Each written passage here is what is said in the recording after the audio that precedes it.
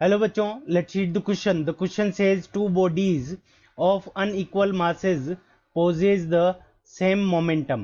The kinetic energy of the heavier mass will be option A same, option B greater, option C less and option D much greater than the kinetic energy of lighter mass. ठीक है बच्चों. सो इस question के अंदर हमें क्या दे रखे हैं, दो ऑब्जेक्ट है. तो ये हमारा ऑब्जेक्ट हो गया m1, ठीक है, और ये हमारा दूसरा ऑब्जेक्ट हो गया m2. अब m1 की जो वैल्यू है वो क्या है, m2 से क्या है, हायर है. m1 की वैल्यू क्या है, m2 से हायर है.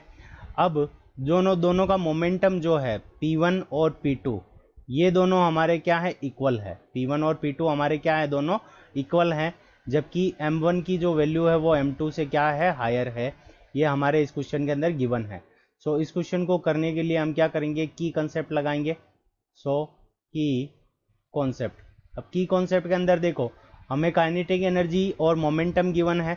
तो काइनेटिक एनर्जी और मोमेंटम के बीच में जो रिलेशन होता है वो क्या होता है, k is equals to kinetic energy k is equals to p square divided by 2m.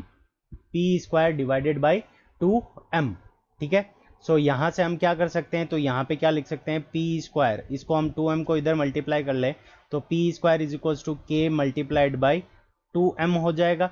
So p is equals to हमारे पास में क्या आ जाएगा, तो p की वो जो वैल्यू आ जाएगी, p is equals to square root 2km.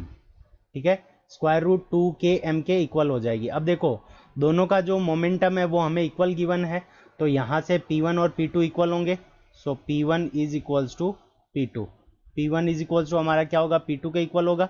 अब देखो, p1 की वैल्यू हमारे पास में कितनी है, स्क्वायर रूट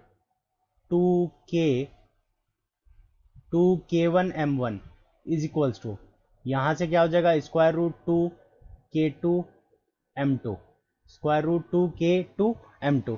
सो स्क्वायर रूट से ये स्क्वायर रूट कैंसिल हो जाएगा, या फिर दोनों साइड में स्क्वायर कर लेंगे. तो यहाँ से आ जाएगा 2k1m1 is equals to 2 multiplied by k2m2. यहाँ 2 से ये 2 कैंसिल हो गया. तो यहाँ से अगर हम दोनों की काइनेटिक एनर्जी का रेशियो लें, सो k1 डिवाइडेड बाई k2, यानी kinetic energy of first divided by kinetic energy of second. तो यहाँ पे क्या आ जाएगा, m2 डिवाइडेड बाई m1.